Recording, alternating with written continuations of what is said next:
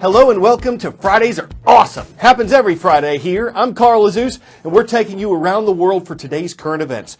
First up, Cambodia, Laos, Singapore, Thailand. These are some of the countries in Southeast Asia that are suffering under a heat wave and a dangerous drought. Temperatures are rising over 112 degrees Fahrenheit in some places. That's setting records. In Malaysia, schools are closing and animals are dying. Wells and lakes are drying up. Vegetables are withering. Same story for crops in Vietnam, with the Mekong River at record low levels. And the Indian government says 330 million people, more than the entire population of the U.S., have been affected by drought. So what's causing all of this? Scientists say the blame rests with El Nino. We've talked about this natural climate cycle a lot since last year, when it started disrupting normal U.S. weather patterns. This El Nino is tied for the strongest one on record. And even as it weakens and approaches its end, it's still affecting weather worldwide.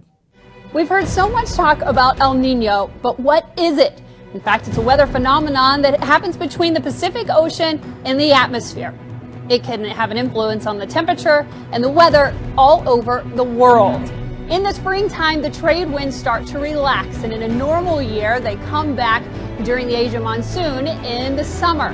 During an El Nino year, they don't. In fact, some years, the trade winds can even reverse. That has a huge impact on the Pacific Ocean. During a normal year, warm water is pooled on the west side of the ocean, cooler water on the east side. That results in cooler waters off the coast of California and warmer waters in the western Pacific. During an El Nino year, that thermocline tilt goes away, and so warm water is spilled all the way over to the east side of the Pacific. That increases convection. It also brings thunderstorms to the coast of California and droughts to the western side of the Pacific. We all know that El Nino will impact the world. The only question is, how will it affect you? Yesterday, a group of 9 climbers reached the summit of Mount Everest. More than 4,000 people have done that in history, but this is the first time in over 2 years that anyone's made it to the top. Why? Because in 2014 and 2015, deadly avalanches, one of them the result of an earthquake in Nepal, brought a tragic end to the climbing season. The weather on Everest is generally unpredictable, but so far this year, it's reportedly been pretty good. Still, climbing the mountain is incredibly dangerous, exhausting, and expensive. It can cost anywhere from $35,000 to $100,000 once you factor in the permit, the Sherpas who will assist you, and the supplies. And yet there's no shortage of people who are willing to try each year. A by-the-numbers look now at the tallest mountain on the planet.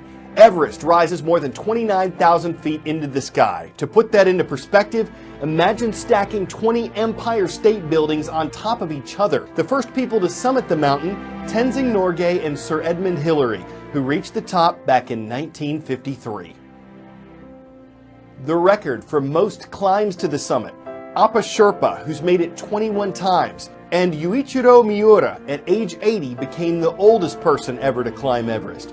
In another proof that age is just a number, Jordan Romero, at age 13, is the youngest person to reach the summit.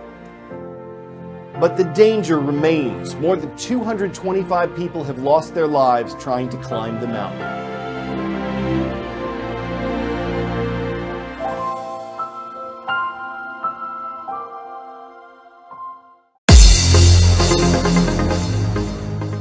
Not too far from the Japanese capital of Tokyo is where we're starting today's Call of the Roll. First up is Camp Zama Middle School.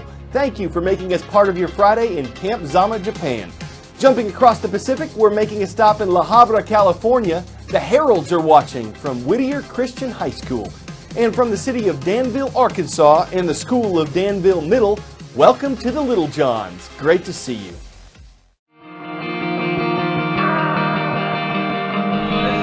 4, 3, 2, 1.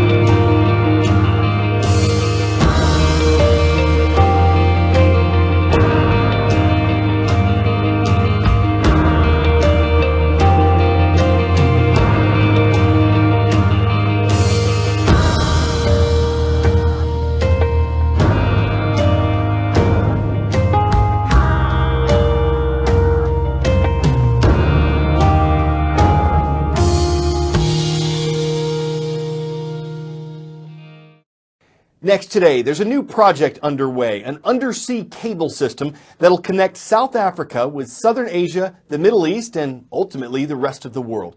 Though it'll stretch for thousands of miles, it'll account for just a tiny part of a vast, intricate network of underwater fiber cables that ships have been laying since the 1800s. Where are you watching this video?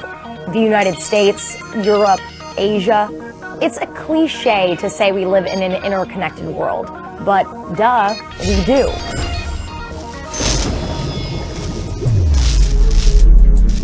And the global circulatory system that delivers 99% of international data from point A to points B through Z and back again is made of fiber optic cable. Unlike copper cables, which transmit electrical energy, fiber optic cables transmit light. That makes them significantly faster and less susceptible to interference. Fiber optics trump satellites too. They're cheaper, they're faster, and you don't get those delays. Fiber optic cables are buried deep underwater. Over 300 of them connect every continent not named Antarctica. And laid end-to-end, the 550,000 miles of cable would circle the Earth 22 times. And boy, is that good for business. E-commerce isn't bound by borders. An international stock trade can be executed in a flash. You can video conference with colleagues in Florida or France or Fiji. Not a problem. Take a ride on the global fiber optic network. And offices wired with a fiber optic network allow for speedy data sharing. So we here at CNN can send our videos from one edit suite to another really fast. And consider this, thanks to fiber optic cables, innovations aren't bound by bandwidth. Remember trying to stream a video in the old days? Brutal. Do you think Netflix would have even come to be with that kind of infrastructure? I mean, would you even be watching this video?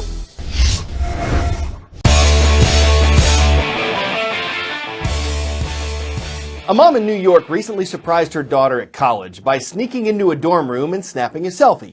Looks great! There's just a little problem. The mom says, "Look where I am, where are you?" The daughter says, "Where's that? I'm in my dorm." Then she writes, "Please tell me you're not in someone else's dorm." And the mom promptly thought, uh-oh. We'd say this happens all the time, but it probably doesn't. Hey, at least the picture went viral. Will this shut the dorm on future visits? It was a momist mistake. Everyone who's lived on campus would say there's room for improvement. Surprise visits always keep students guessing, and at least mom hasn't lost her college. I'm Carl Azuz, and I am so glad I graduated.